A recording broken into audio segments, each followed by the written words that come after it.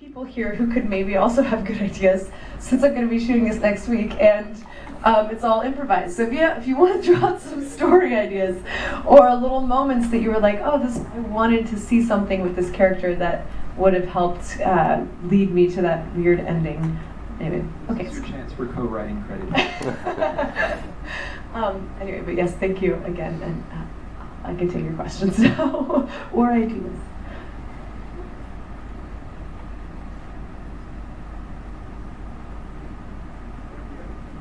I feel like this is like the wrong answer, and I feel like I'm gonna like get kicked out of this art house theater for saying this.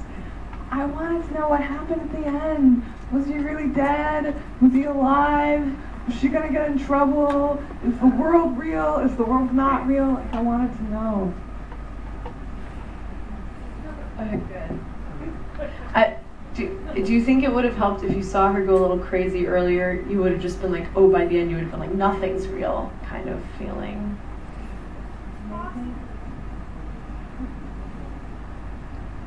I don't think you should change anything. Why do you have to extend it by 10 minutes? Mostly the sales agents wanted to be more than 70 minutes, and right now it's 65 minutes. So, I thought it... Okay, thanks. Oh yeah, longer, yeah, add like 10-minute credits.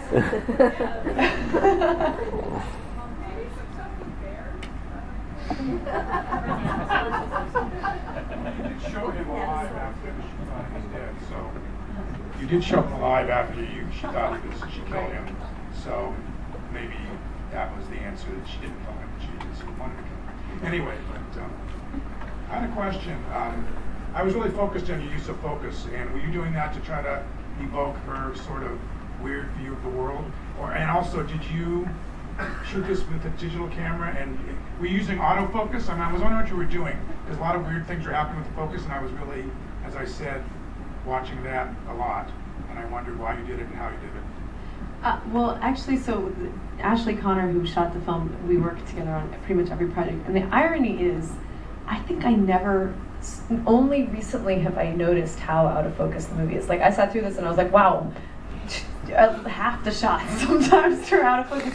But before that, it felt very true to the film, just emotionally, and that's, I didn't go to film school, so a lot of how I make films is just following my emotional intentions, and so I actually didn't perceive, I was just like, oh, that's the right feeling for that time.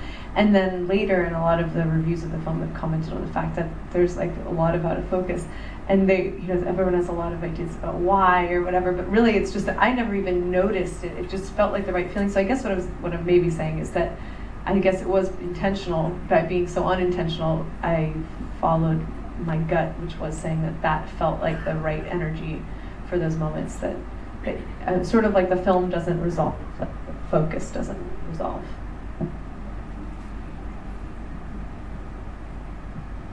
I was just gonna say I really liked it, and I would recommend not having her go crazy in the beginning. So I think it makes what happens at the end more surprising.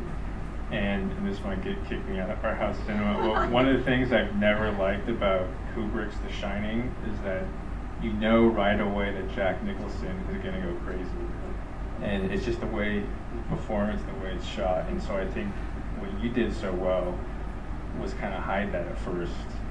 So I really liked how you did it up there. Good, thanks.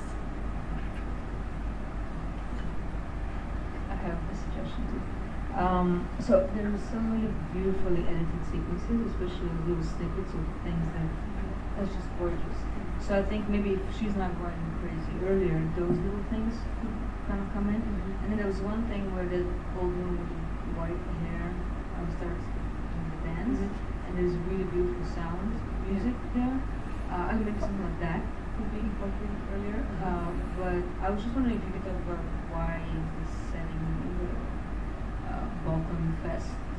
Or Why is it there? Yeah. Well, I had actually, through Sarah Small, who's the lead actress, who's also has become a performance artist. She's a photographer and a singer, but I met her when she was just beginning to make these really amazing performance pieces with like 30 nude models, like all over the stage, and all varying sizes of humanity. You know, big, old, young, small, anyway, and so she sings in a Balkan trio, an a cappella trio, and I went and filmed an event, I was like starting to collaborate with her actually on her documentary, and then at that Balkan trio thing, they performed and then another group performed, and then this Balkan brass band got up and they started playing their brass music like in the middle of this ballroom in the East Village, and it was like, I mean, I didn't realize at that time, but it was a lot of the people from this community who listen to this music all the time. And it was like the whole room just knew what to do. And like this brass band starts, and then all of a sudden there's just like huge human spiral of like 200 people dancing, and they all know the dance steps, and they're swinging the bandana around. And I was just like, this is something, it was beautiful to film. And so it was so inspiring. And then also was something I'd never seen. And so I was just like, became obsessed and started following. I got in touch with the people who organized the event, and I was like, I want to edit this video for you. And then, so I edited a video of the night, and they told me about Balkan Camp. And that summer I went and actually made a short documentary at this camp. So I met everyone there and became friends, and then, but the whole time I was making the documentary, I was like, this shouldn't be a documentary, this should be a creepy woods movie with lots of hair. That's just so they let me come back the next year and bring actors and make my creepy woods movie. Since it will have the words. Oh, good.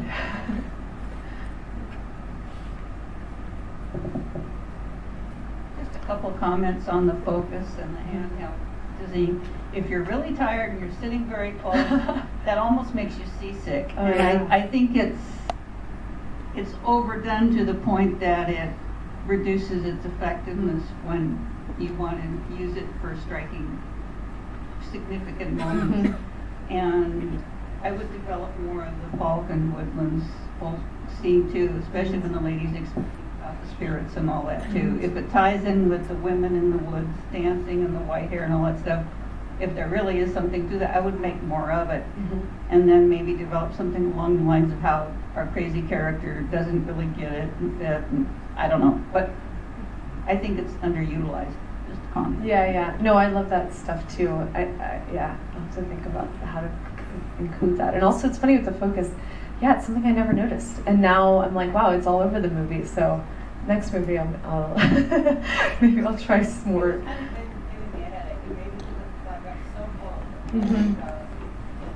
Yeah.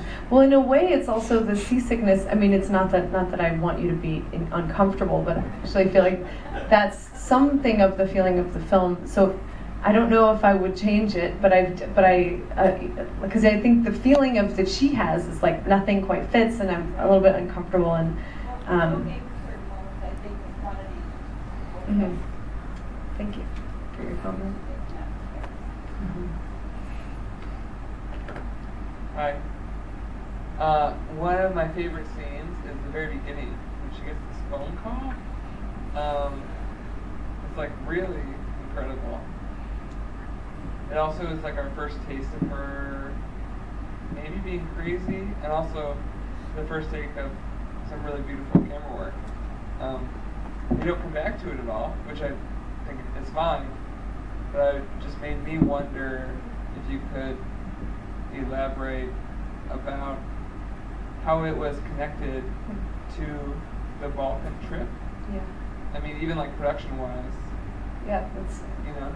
You picked up on something, which is that actually, so I filmed the film most of the film about 2 years ago, and then edited it, and then about a year ago was like, okay, it's kind of it's done, but it felt like it needed something more. It's also a really weird length. 58 minutes is like the worst length to have your movie be. It's like no festival. Like every festival's like, oh, 30 minutes or under, or 60 minutes or over, and at that time it was like 58 minutes. And so but it was more than that. I was like, the film, the first part at the woods, it takes a while for you to get that she's going a little insane. So I think the beginning of the film is a little bit slow. But when you're editing yourself, you love all these shots, and so I didn't really know how to fix it. And then I got really great feedback from a few editors. They were like, what if we saw them before they get to camp?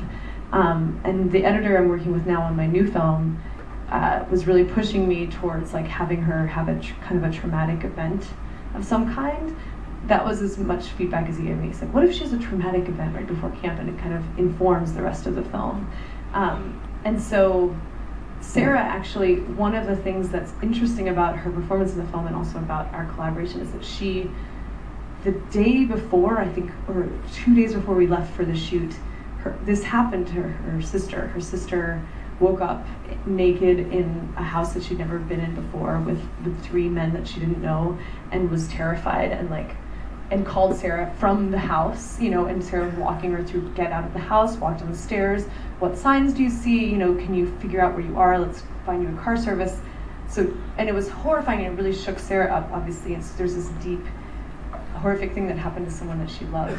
And so, in a way, I think Balkan Camp and shooting this movie was all really overwhelming for her at the time. And so it felt like there's a traumatic event. Why not have it be that, since it was real? And then also, I kind of wanted to bring up the idea that she's not totally clear with her identity, that you're not really sure it's her, it's happening to her, it's happening to someone else.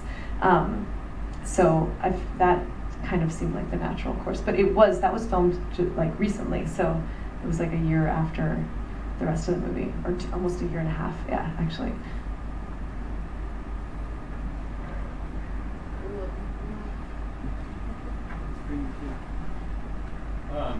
Great film. I'd love talking more about it afterwards. But can you talk a bit about your staging of the Balkan thing? Like, for instance, like the scene, the dance scene, you have sort of conversations along the sidelines, and I was kind of curious, if you were sort of running, gunning, and just sort of setting up your characters, or if you were even orchestrating the dances and like the amphitheater performances and things like that. Yeah, that's a good question. No, we did it very doc style, so we tried to be as non-influential on the camp as we could, because they were being very kind to let us shoot there with all of these people who hadn't necessarily signed up to go to camp and be in a movie, and so we wanted to make sure that they got to have their camp experience and not be affected by us. So we had 2 nights when we could film in the dance hall, and they let us shoot there, as we were just shooting around whatever the dance was, which made it interesting in editing, because the songs are changing all the time, and at some point you just have to kind of go with the fact that the sound isn't going to be matching up perfectly, and you're going to have to cut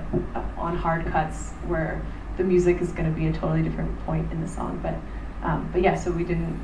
In a way, I'm glad, because that would have been so intense to try to organize all those people. I don't know what. I just watched Black Swan 4 times actually to prepare for this shoot, because I was like, she goes crazy in Black Swan, she goes crazy in this movie. I'll learn how to make someone go crazy in a film. But I don't know how. If people's here seen that film? Yeah, awesome. Darren Aronofsky, there's all these complex dance sequences with 40 dancers, and it seems like a really overwhelming task. So anyway, I'm just glad I just could capture it. It was very, very run and gun. I got a pretty loud voice. So, is her friend real? That's a good question. What do you think? She doesn't talk to anybody really in the film, so I'm just wondering. Oh yeah. I thought she also killed her.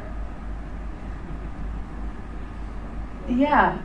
It's kind of nice that, I'm not sure I know the answer to the questions. Originally, she was going to be very real, and the ending that we came up with, which I'm very happy with, was different than the original ending that I had written in the treatment. And so when we got there, we were like, what if we don't know if anyone's real? What if he's not dead, and maybe she's dead, or maybe she's a dream, And so, in a way, it's not clear, because we were just going with whatever we felt like doing. I've thought about making it, I think in this reshoot, we might make it a little clearer that there is a violent tension between the 2 girls, as well as the kind of sexual tension that's there.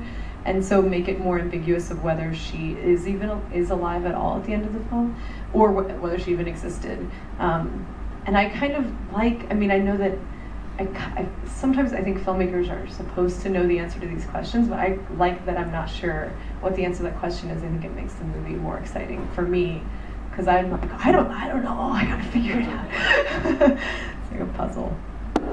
Yeah, I don't know what capability you have before Berlin, but one thing that was interesting was the fact that in the beginning, protagonist appeared to be the more stable of the two. And then as time went on, we found that she was less. So if you could cut it such that that was emphasized, that would be a subtle way maybe of showing that she was really not so stable without showing some crazy scene at the beginning, which just really emphasized that more, maybe. Anyway, that was That's an idea. interesting. I think that's a great idea. Yeah. Good luck. This is so fun. This is great. I'm so glad you guys are here. Tell me what to do. I would second that, because actually up until the very, very end, I thought the other friend was going crazy. I wouldn't even say she was going crazy at all. I thought something was up with the other friend. So I kind of saw that transition, because at the point I'm like, what happened to those two girls? And it was like they were friends who weren't.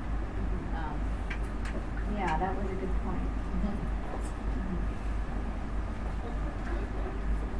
Oh, I'm scared.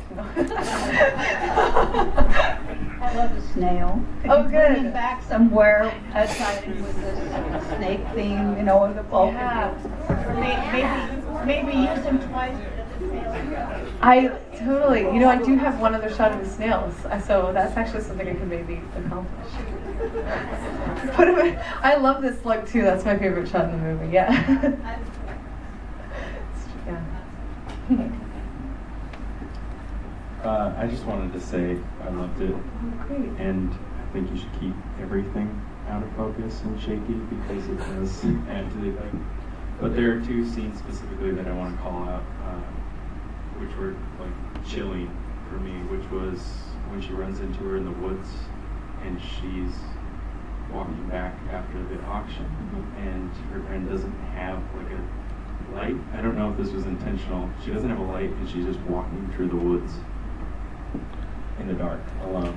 And that was sort of when I was having that same feeling that she was either crazy or not real. And then when she looks into the camera in the bed, and the camera walks out, because it's like this moment where you're not sure what's going to happen, if he is dead, if any of this is real.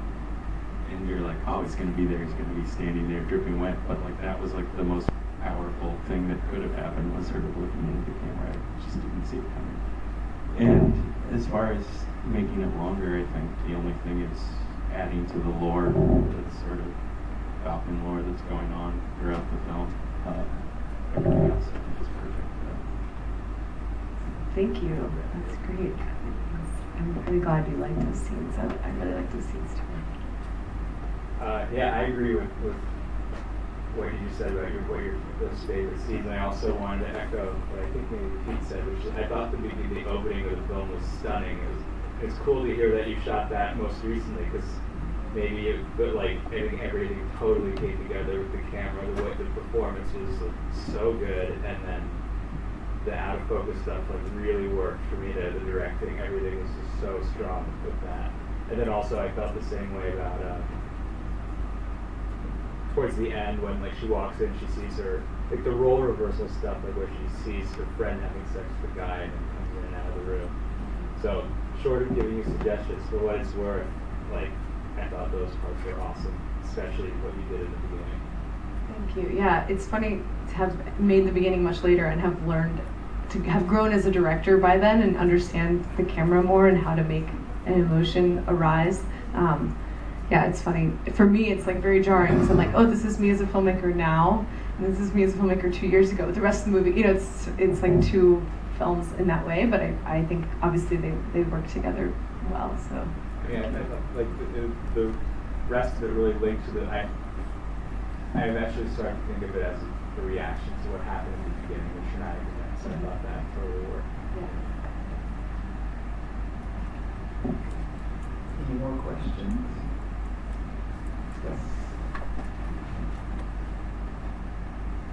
I don't have a question. I'm not really all that familiar with this kind of an art house thing, but I wanted to say that I thought it was beautifully shot, and I could have watched for a while the hair flying up, the woman's hair while she was blow drying it. It was just so magical and lilting, and just another thing that led me to believe that things were not going to go right. There's